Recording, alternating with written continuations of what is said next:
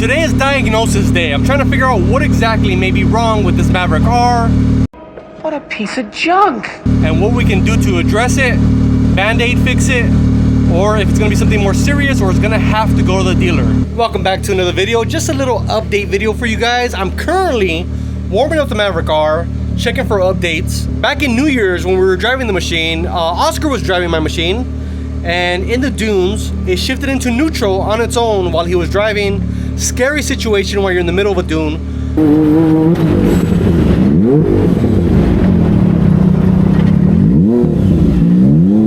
It was acting up. It wouldn't shift into gear. It wouldn't shift into park. It wouldn't shift into reverse. Wouldn't shift into drive. And we were scared to turn it off with fear that it would lock up completely. Luckily, we were able to get it out of the dunes. We shut it off, turned it on, and we have a current code. Man, this is some bullshit! Now, I looked up this code, a quick Google search. A lot of guys aren't really having this code as much. Most of them are going to the dealers and not really giving any feedback of what exactly got changed, with I think one instance of a guy just having his transmission completely replaced, which scares me, but I'm gonna look at this as a positive thing. So I'm gonna take you guys with me in diagnosing and try to figure out what's wrong with the machine. We got a couple of updates too. We'll talk about those later when there's daylight. But first, let's mess up with the computer. All right, first thing, there's a software update for the infotainment system. It says it addresses bugs. I have no idea what, but definitely always want to be on the latest and greatest software. There's a lot of moving parts, a lot of computers, and they all have smart signals to one another, and sometimes a software issue could cause things to wig out. So let's look at the computer and see what Buzz is telling us as far as codes go. Alright, so this is the overall summary. I'm not going to get into the specifics on how to use the Buzz system, but we are going to look at the codes that we have right over there. We have all sorts of weird codes, stuff that I don't even know where to start. Alright, here we go. We got a laundry list of codes in the ECM. The ECM is responsible for not only the engine, but the transmission. This being a DCT transmission, it's got all sorts of stuff going on. Here we have a shift drum actuator code, high-low actuator code. We have a bunch of lost communication codes as well. So we have a clutch temperature overheat. That's a new one. Maybe that was the issue while we were riding, and it decided to go ahead and shut off the transmission to protect itself. I have no idea. So basically clicking on all these codes and trying to get a possible cause, none of them are giving me any sort of message except for this one. And this is the code that would pop up on my screen the day it happened. P1912, shift actuator does not reach target position. Possible causes: shift actuator communication error, which led to not be able to reach position, or stuck between two gears, broken shift actuator. That scares me. Could be broken parts inside or a communication issue with the actuator that's responsible for shifting between gears. All right, so you just saw the update on the screen. That is for the infotainment system. That is for the BRP Connect app. And although this is separate from talking to the modules with this computer, that can affect the modules around it. Different, but same, if you know what I mean. Now, there's a bunch of codes, like I said, that we don't have a lot of, concrete evidence that it could be an issue. You can't go after 20 plus codes.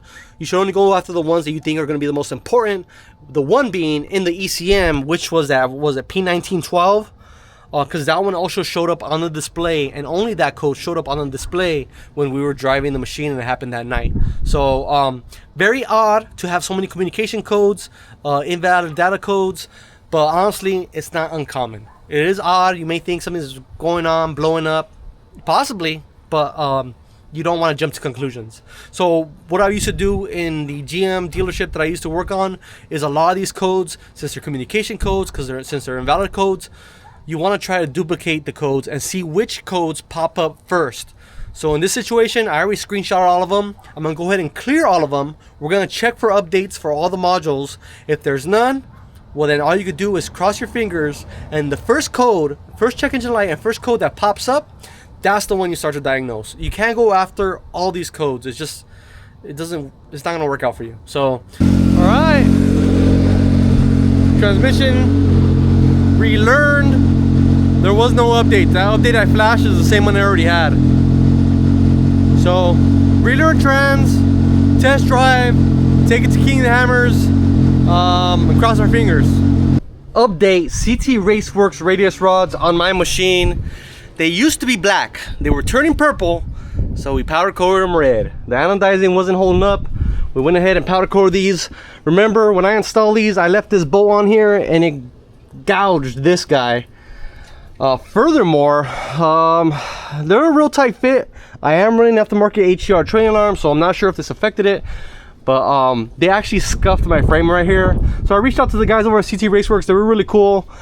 They were suggesting initially when they came out with these to cut the frame, which is probably what I'm going to do, but I don't think it's an issue going forward. I think they're running double O-rings now on the uniballs, and apparently you're supposed to kind of angle this Heim with the top side rearward 15 degrees, so when it does go through the stroke, it's kind of angling rearward instead of towards the chassis. So just some updates. Radius rods are freshened up. I am going to cut this before we go to hammers.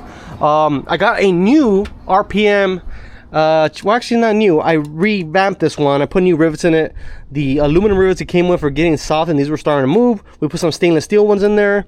And then right now I'm messing with the MTS suspension. So this machine has a spring kit and valving from MTS, and the car initially was really good, and then all of a sudden it was not.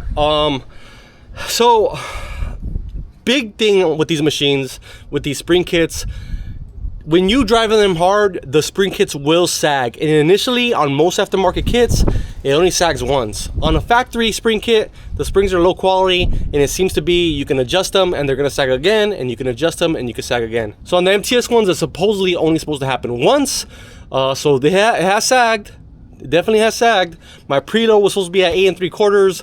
I only had about 11.5 degrees of axle angle. We want to be around 17, so I lowered it a whole inch here in the rear. And then what I'm going to do is I'm put it on the flat surface and then recheck all my degrees as far as the axle angle. Axle angle is how you adjust your preload. You adjust your preload depending on where your axle angle is. On this machine, the Maverick R, it's recommended for 17 degrees of axle angle on the rear and 18 degrees in the front, and I was 11.5 in the rear. So that explains my hard bottoming out in Glamis and how I broke my skid plate. Anyways, let's continue. I'm going to go ahead and adjust these springs off camera. But it's very simple to do. Basically, for me, it's very simple. I know a lot of guys like to use spring compressors. I've never used them. As far as adjustments go, I do use them to take the springs off. But for me, you just go ahead and knock this preload collar loose. Throw some WD-40 where the bottom collar is going to meet the threads. Throw WD-40 in other contact points where it's going to be a high resistance, like the body to this divider, and at the bottom where the spring is touching on the what do you call that thing? The perch, whatever you call that. So that allows everything to lube up real easy. And look at it, I can do this with one hand. Obviously, has to be in the air. You know what I'm talking about. Rule of thumb is for every ½ inch, it changes 2 degrees. Also, since I was messing with the transmission the other day, I figured why not just drain the fluid and get it over with and make sure that the transmission is good to go with fresh fluids. If I have an issue, at least I know it wasn't from lack of maintenance. And mainly the reason I want to drain the fluids is to see if there's any particulates inside of the transmission and engine, you know, both of them. Make sure there's not, you know, metal, debris, clutch particles, whatever. If I don't see no big stuff on the magnet or the fluid doesn't look too dirty, I'm gonna be happy. More on the Maverick R, a lot of machines have been experiencing water pumps leaking on these machines, and mine is too. Basically everybody that I know has a leaky water pump. I'm just topping it off. I'm gonna wait for a revised part number because people are swapping the pumps, but you're putting on the same exact pump and it's probably gonna fail again. So easy to check right here where the oil filter is at on the passenger side. There's a weep hole right there, and as you can see, mine has attracted a lot of dirt. Coolant has been leaking. Like I said, I'm just gonna keep it topped off. I'm not gonna worry about it. Up front, no changes. Basically, we're leaving it alone, other than it's sandblasted, but it's great. In the interior, I probably showed you guys this, but we do have some carbon fiber here. And we're also gonna add some carbon fiber in here, in this area. So I got the shifter out. We're doing some carbon fiber from Forworks, which we do not have an account with, but maybe one day we will. And then I did the EVP, Evolution Power Sports, access to the rear.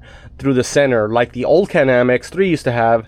They don't have it on the new Mav-R, but you can cut a big giant hole, which is what I did, and put this panel, and it's being held on with these rivets, so easy enough. Another thing I'm doing is the cold air intake from Evolution Power Sports, and that guy's in there right there.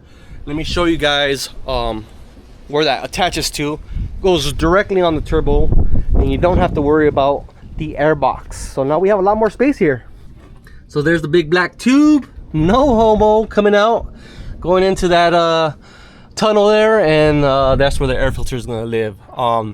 More stuff. RPM catch can, great location, I think, easy to drain. Drained a ton of E85 the last time.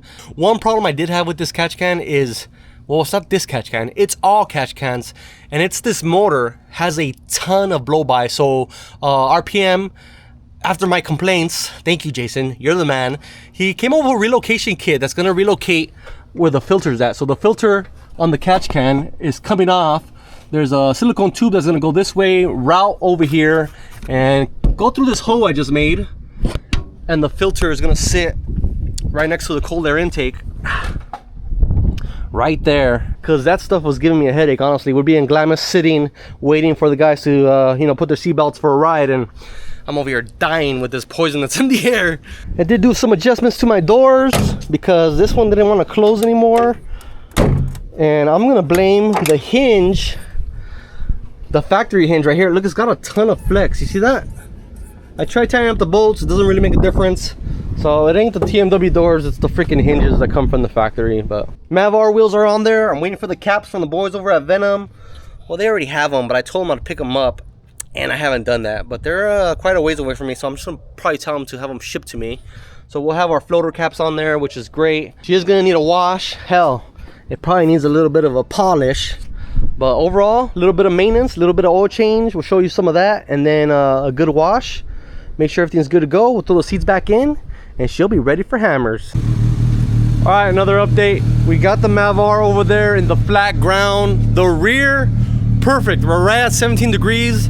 The front, I do have to adjust. It's at 16 degrees. MTS specs is at 18, so we will raise it about a ½ inch of preload.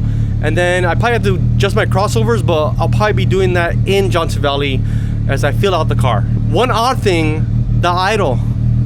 It's terrible right now. I don't know what's going on. So Evolution Power Sports did have an update for the engine control module slash, you know, transmission. One was from 7/25, and then this new one is from 9/25, so September 25th. I flashed to that one. I did the relearn through the bud system. It passed, and I'm assuming I gotta do idle learn. I thought I did one that same night, but that's the only other thing I can think of why it's running like this. I double checked the tune. It is an E85 tune. Wrong. A lot of blow by. You're not gonna believe this, but this connector, I mean, was on there, but not fully seated on there. It was like halfway on, and I was reaching around here trying to get a, you know, figure out why it wasn't charging, and that was the symptom, right? I saw the vehicle wasn't charging correctly. We had like 11.6 volts and it started dropping 5, 4. Especially because I had the whips and stuff on. No other codes, and that's gotta be it. And I did not disconnect that. So we're gonna click that into place and cross my fingers. I'm assuming that's gotta be the problem. Wrong. Wrong. Alright, take 5. I've been diagnosing this thing for an hour already. You see that? I was checking fuses and stuff. That was good. The fuse box over there was good.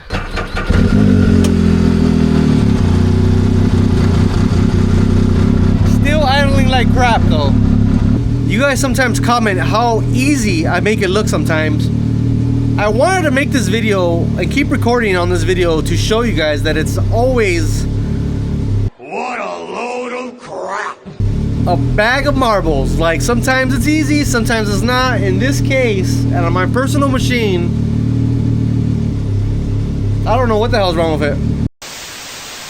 It's the next day, and I think I figured it out. And by I mean Evo. I gave the team over there a call. Their technical support helped me out with all my questions. We checked fuel pressure. Pressure's good. Kind of suspecting a pump or a map sensor issue, the way it was running. But turns out, when I reflashed it with the buds, that actually affects the entire thing. So now the machine is seeing the Bud software, right? The BRP OEM software no longer sees the Evo tune.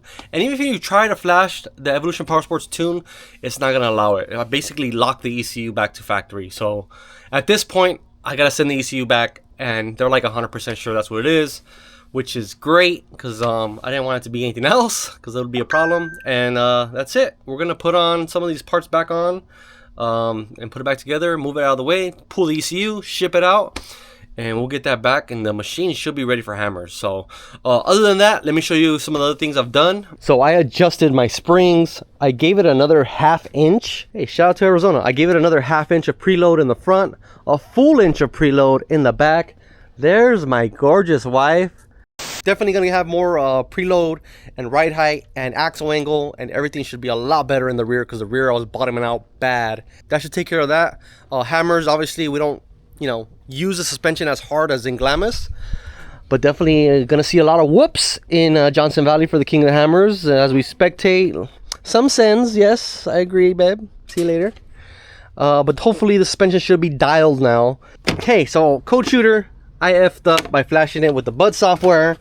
So sometimes I make mistakes. So it's never as easy as I show it off to be in the video. So here's that access panel. We're gonna go ahead and cover this back up with that Evo shield. I kind of like that I had this because I was able to double check the connection of the cold air intake. I wanted to make sure it was fully seated and I could see it from here. Yeah, so last few things let's cover. Do the oil change, do the transmission fluid change. We got these carbon pieces from Forworks to match these, like I said. So that has a nice little flow. And then we have this guy right here. I want to show you. This one's made by DRT. This handle is gonna go right here, right? Last thing that's gonna happen to this interior, we're doing the TMW bags. This is gonna make a mess for sure, but of this differential. It looks pretty damn clean. Honestly, it doesn't even need to change at all. Super clean. Make sure you don't lose this washer. Oh man, still made a mess. Don't lose the washer for the bolt. And there's a little bit of metal in there. Not much. I'll get that cleaned up. Holy crap. Oh my god. This thing's freaking dark. It's not super dirty, it's just like darkish gray. Alright, there's 2 drain plugs, one here and one back there. I can see them both. Why is it so black? It's not so bad though, look at that, honey. Ooh. See that? It's not too bad. I think it's pretty bad. Alright, you're definitely going to want to drain both plugs.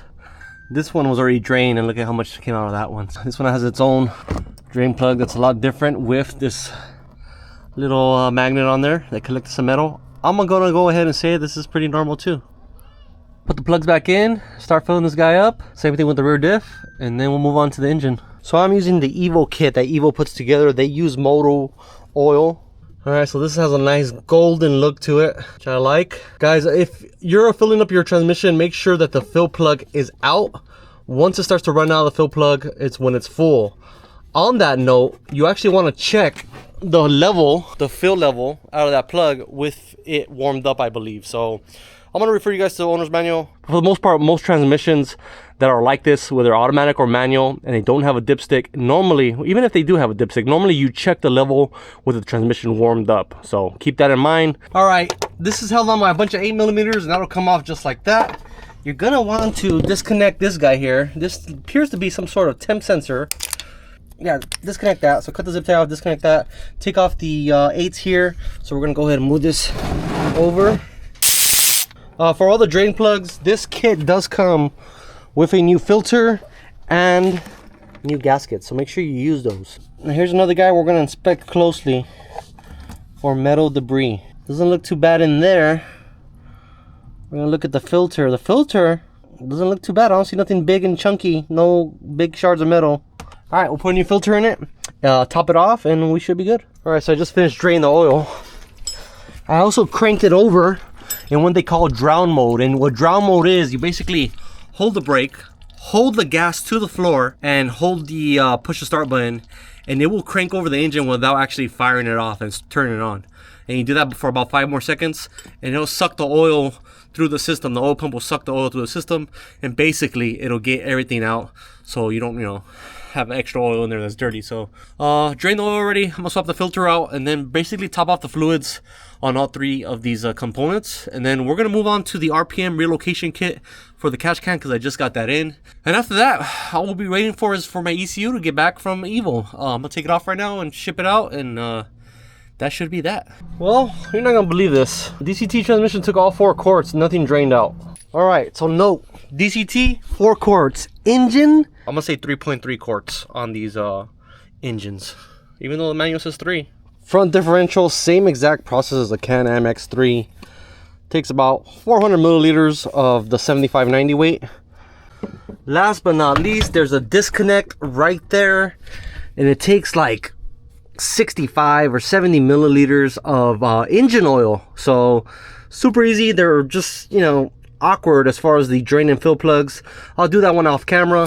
But let's go ahead and move on to the catch can relocation kit. All right, so if you guys remember when I did the oil catch can video, here is the catch can right behind or in front of the left rear shock. Great. Now we got this relocation kit for the fumes that we constantly smell, that I hate smelling, especially if you're running 85. It's probably going to be only an issue for you guys running 85. This is basically going to go on top of the catch can. So you take off the filter. This goes on top of the catch can, and then it relocates to in here. So I already pre-drilled this. It's 1 3/8. So pretty self-explanatory. This goes on both the catch can and on this side. Take off this fitting. There is a Oettinger style, German style clamp that you pinch together. Dude, RPM with the silicone. Always winning.